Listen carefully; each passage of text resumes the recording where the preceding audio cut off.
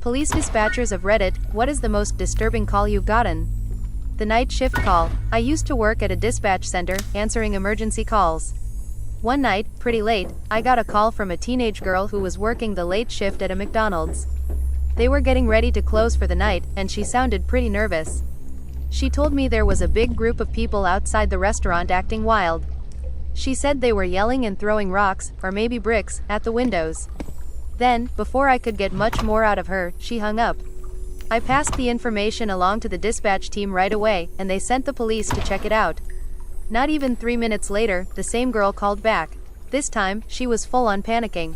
She shouted that the group had gone around back and were pounding on the rear door, trying to break in. While she was yelling, I suddenly heard this loud crash in the background, and then a bunch of laughing and screaming. She was terrified. I could hear it in her voice. And then, nothing. Just silence on the line. By that point, the officers were already on their way, and we had started getting more calls about the same situation. One of those calls came from a woman sitting in her car out in the parking lot. She was watching everything go down and sounded shaken. She told me that a big crowd had just dragged one of the employees out of the building and were beating her with something. She thought it might have been a payphone. When the police got there, they broke up the whole thing. They managed to arrest a few of the people, but the rest ran off. The girl who was attacked was taken to the hospital right away. Even now, I can still hear that scream in my head. It is one of those things that never really leaves you. The call that stuck with me. There is one call that has haunted me more than any other. It happened back in March of the year 1997. A father was on the phone, his voice was shaking, and he told me something no parent should ever have to say. His 15-year-old daughter had been shot. Her boyfriend had snuck in through her bedroom window and pulled the trigger. Shot her right in the face. I tried to stay calm and do what we are trained to do. I started walking the father through cardiopulmonary resuscitation. Told him to try and breathe for her, to keep her alive until help could arrive. But he stopped me. I will never forget what he said, "There is no face left to breathe into." Later, they found the boyfriend. He had taken his own life with a gunshot. That kind of call, they call it a career ender. The kind of thing that can break a person. Somehow, though, I kept going. 15 years later, I am still here, answering the phones. Some calls get under your skin, and this one never really left mine. You just learn to put it in the back of your mind and keep moving forward. People always ask us, what is the wildest call you have ever taken? And most of the time, I tell them something kind of funny or strange. Folks do not usually want to hear about the dark stuff, the ones that shake you to your core. There are some calls that are weird in a good way. I did not answer this one myself, but here is an example of something that was crazy, but kind of lighthearted. Link to audio clip. Language in that clip is not safe for work, just so you know. And to answer the question, no, the girl did not make it. I have never gone back to listen to that recording. I do not think I could. Asking the father to try cardiopulmonary resuscitation was automatic, part of the job. Even though, deep down, I think we both knew it was too late. I really do appreciate all the kind words from folks about sticking with the job. It is not easy. It is not for everyone. But there are moments that remind you why you do it, helping deliver a baby over the phone, helping catch someone dangerous, getting people through their worst day. That makes it worth it, even on the hardest nights. The sound I can't forget. I am not a dispatcher myself, but the job I do means I have to listen to emergency radio chatter every single day. You get used to a lot of things, hearing all kinds of situations unfold in real time. But there was one call, just one, that stuck with me more than any other. It was a bad crash. A bunch of teenagers had rolled their car out on a dirt road somewhere remote. The vehicle had a sunroof that was left open. One of the passengers, a 15-year-old girl, had been thrown partly out through it when the car flipped. As it rolled, the car crushed her. It finally came to a stop resting on the passenger side. A sheriff's deputy was the first one to arrive at the scene. He got on the radio while trying to help the girl, calling in the situation as fast as he could. I was listening to the whole thing live. Then I heard it, the sound that has never left me. As the girl was dying, I heard what folks in emergency services call the death gurgle. That noise when the body starts to shut down and breathing becomes a struggle. She coded right there on the side of the road. It has been about 6 years now since that night, but the memory is still sharp. Every time my mind wanders back to it, I can hear that awful sound all over again, like it just happened. Some calls you forget, some you cannot. This was one I never will. The call I could not finish. Back when I used to work for a relay service, I got a call one night that still weighs heavy on me. It came in through 911. A deaf woman who could speak was trying to get help. Someone had broken into her home. Once I had the emergency dispatcher on the line, we quickly ran into a big problem. The woman was using an old teletypewriter machine, one of those that needed you to actually place the phone's headset on the device so it could read the tones I sent and turn them into words on her screen. The way it normally worked was simple. She would talk out loud until she was ready for a reply, say, "Go ahead," then put the phone back down on the teletypewriter so she could read my typed response. But this time, she was in a full panic. She kept the phone in her hand the whole time, probably too scared to remember how the process worked. So everything I typed, it was going nowhere. She could not read it. The dispatcher was starting to get frustrated with me, but I was typing the same line again and again as fast as I could, begging her to stay quiet and to place the phone down so the machine could do its job. We were both trying hard, me and the dispatcher, to get her calm. But she was screaming, clearly terrified, and we were scared that whoever was in the house might hear her. And sadly, they did. The next thing we heard was a gunshot. We had not been able to get her location, not a description of the intruder, not a single useful detail. All I could do was sit there, typing the same words over and over. "Are you okay, Q?" over and over again for nearly 10 minutes while we listened helplessly on the other end. Finally, we heard sirens in the background. That is when I was told I could hang up. I still do not know if she survived, or if she died while I was typing to her in the dark. I think about that more often than I care to admit. Later, I found out that they had tracked her down because she was calling from a landline. I gave them the number, and that helped them find her house. I will never know how it ended. That is the hardest part. 2 calls, 1 nightmare. Not long after I had finished my training and officially certified as an operator, I had a moment I will never forget. One of my buddies, who was also working that day, was on a call when I suddenly saw him shoot up out of his chair. He looked across the room toward the radio desk and shouted, I think somebody just got shot."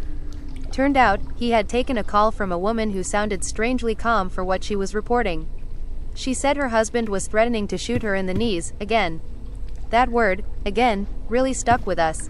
She asked for officers to be sent to the house but spoke like this was nothing out of the ordinary, just another day in their life. About 2 minutes into the call, we all heard it. A loud bang in the background. Then came the screaming, pure, panicked, gut-wrenching screaming, and then the line cut off. From the way the call ended, and the way she had been talking before it, my friend figured the worst had happened. He thought she had just been shot.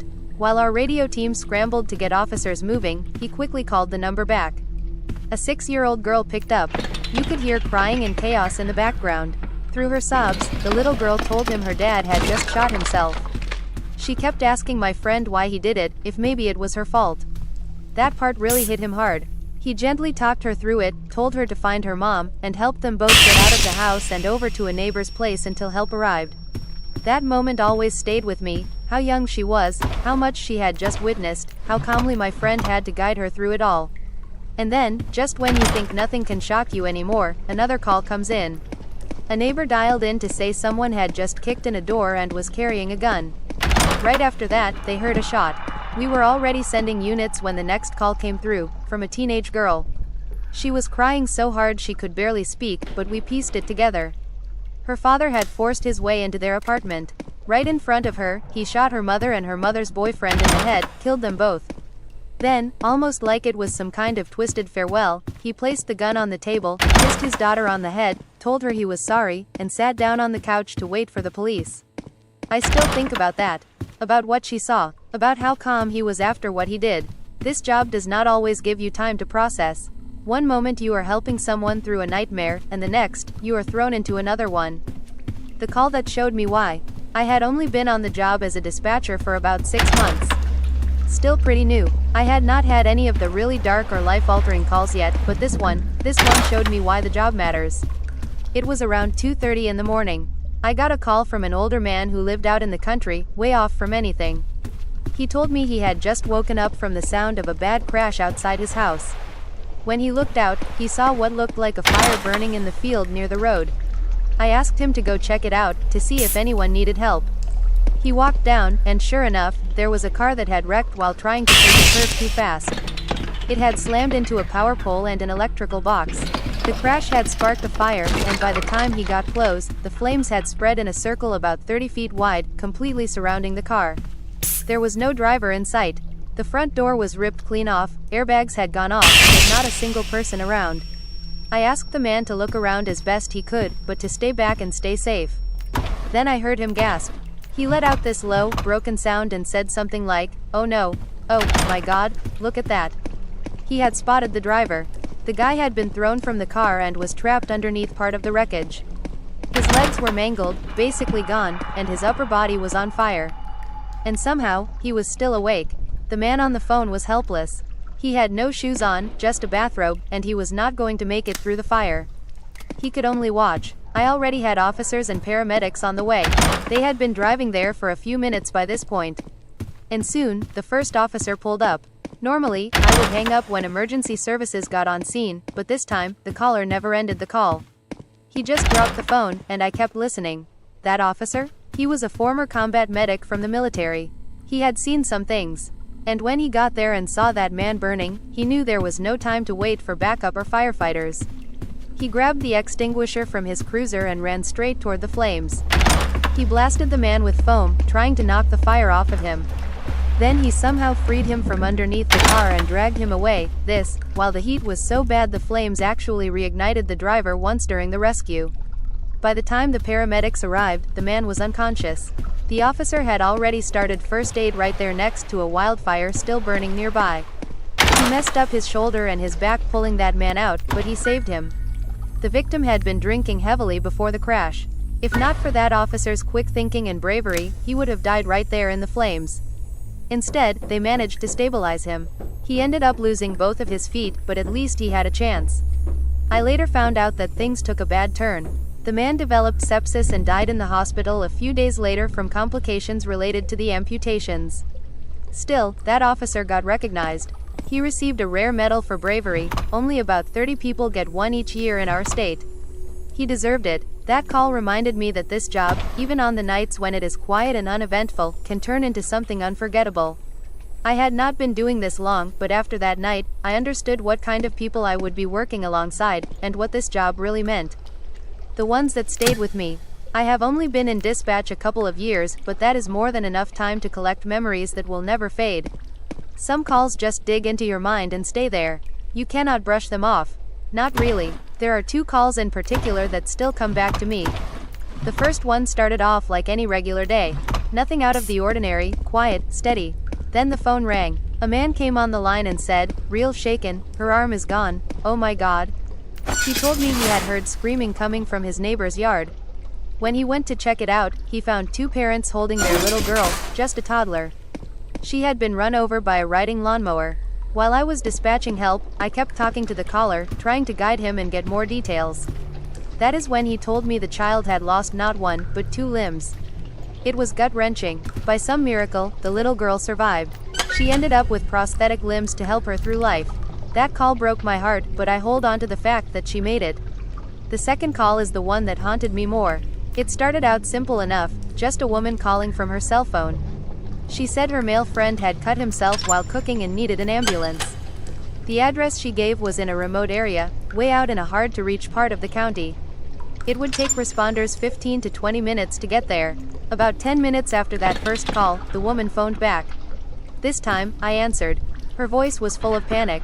She told me the man had started chasing her with the same knife, and then said he stabbed himself in the chest.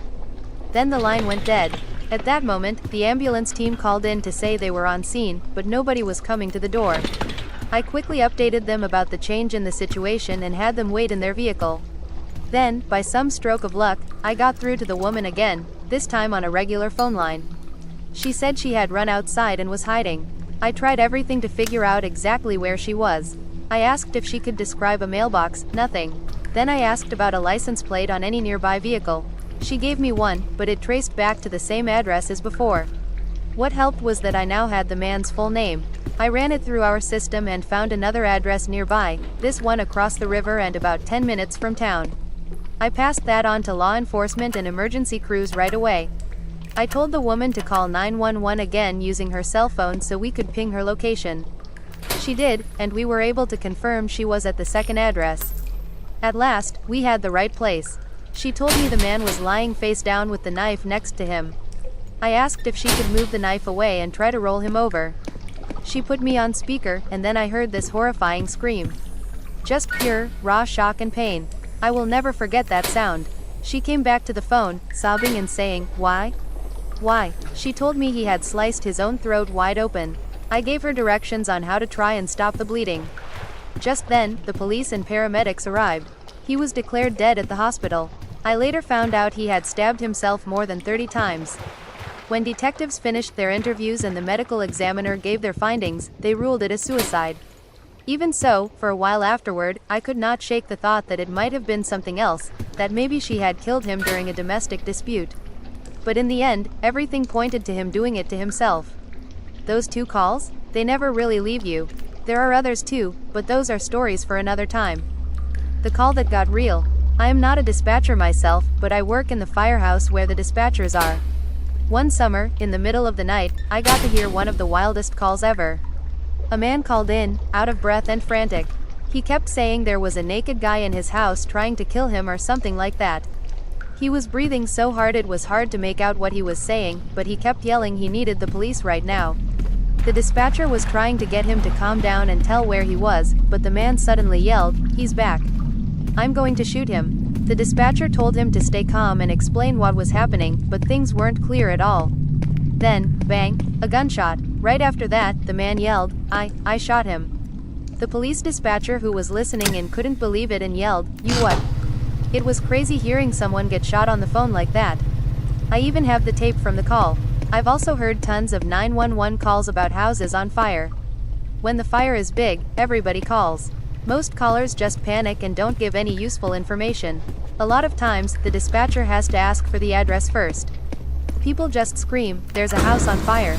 Sometimes the dispatcher is so calm and collected, they say, "Yeah, did you guys get a call about a fire on this street?" "You did? Okay, just making sure." It's like, "Sir, have you done this before?" 2 calls that stuck with me. I've got 2 stories I want to share. The first one happened to me. It was a summer night around 1 in the morning. I was just sitting in my kitchen, chatting on Skype with some friends. Then I got up to grab a blanket from my room. When I looked out the window, I saw this huge wall of fire, like 30 feet tall, right across the street. At first, I thought, that's kinda weird. Then it hit me. Oh, crap, I need to call 911. So I called emergency services. The operator answered, "Adair County Emergency Services, what is the problem?" And I yelled, "The park. It's on fire, for Christ's sakes." They asked, "What park, sir?" I told them, "Name, park." Then they said, "Oh, don't worry. The fire department is already on the way." So there I was, sitting on my porch, a little drunk, watching the playground across the street burn down. Honestly, I'm not sure what was funnier, me giving a drunken statement to the police or my friends on Skype overhearing me yelling off camera, "Fuck. Oh fuck, it's on fire. The fucking thing is on fire." Later, I called my parents and told them my house was on fire, at 1 in the morning. The second story is from this past summer too. I was just sitting around, playing Grand Theft Auto 4 and listening to the scanner. Then a call came in for an emergency at a 91-year-old woman's house. She was having trouble breathing, a kind of call you usually hear when someone might be having a stroke. I was on the edge of my seat for about 15 minutes, waiting for updates. Then the emergency medical technicians radioed back to dispatch, "Dispatch, this is unit number 15. We've arrived on scene, and the patient is now in transport to Northeast Medical. She's doing perfectly fine and asked us to give her a Coke and a Twinkie 'cause she's kind of hungry." In the background, you could hear the old lady laughing, along with the EMT driver. Hands down, that's the best turnaround to a 911 call I've ever heard. A tough day on the job. I'm a firefighter and an emergency medical technician. I've done both as a volunteer and on the job. Reading all these stories reminded me of some calls that hit me hard too. Early on in my time as a responder, back around 1997, I had a call that was pretty similar to one I've heard before. It happened right across the street from where I lived, in a small cul-de-sac. A 17-year-old boy had strangled a beautiful, smart 16-year-old girl over some fight with another guy. The call came in saying the girl wasn't breathing. I was the first one there. When I walked in, the boyfriend was sitting on the porch. The girl was cold to the touch. We guessed she had been down for about an hour. There was nothing we could do. We got medical control on the phone and they told us to call it. The police were already there, but the boy was gone. Then, just a few minutes later, we got another call about someone cutting their wrists, about an eighth of a mile down the road. We had to save the life of the same guy who had just killed that girl. It was a rough day. I want to share this with you so you know you're not alone when you get calls like that. Every brother and sister on the job is there for you. We always talk through things, whether together or one-on-one. Don't let the bad things people do take away your passion for helping others. Don't lose faith in people. For every one terrible person, there are 20 others in your community who show up right away to help and try to make things better, and hundreds more in the weeks after. Even when we can't make a happy ending, what we do makes a difference. Hold on to that. A night that stayed with me. My story might not sound as disturbing as some, but it has haunted me for years. I used to work overnight as a dispatcher for a local ambulance crew, back before we had a centralized 911 system. I was also part of the emergency medical technician team, so I knew quite a bit about first aid. We took turns being on the radio or riding in the ambulance.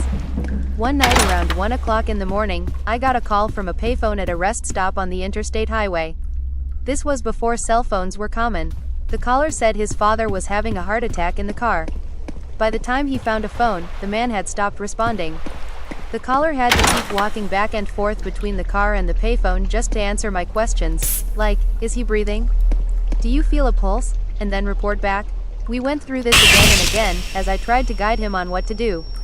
The ambulance was at least 20 minutes away, so nothing we could do over the phone was going to save him unless the caller could help somehow.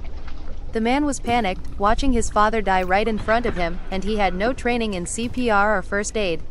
I tried to coach him through the basics of CPR, but he was so scared and frantic that he wasn't able to help much. I stayed on the line the entire time until he told me he saw the ambulance arriving. When we got there, it was too late to do anything. The man had been dead at least 30 minutes, counting the time before anyone even called us. If there's one thing I want to say, it's this: learn CPR. Make sure everyone you know learns CPR. You never know when you might be the one who needs it, or the one who can save someone else. One of the most disturbing calls I had as part of the ambulance crew was when we tried CPR on a 6-year-old girl who was a fire victim. She had died from smoke inhalation, so there were no burns, just a perfect, sweet little girl lying in my arms, then on the ground, as I tried to bring her back. Her heartbroken parents stood about 20 feet away, watching us. We tried for much longer than anyone expected.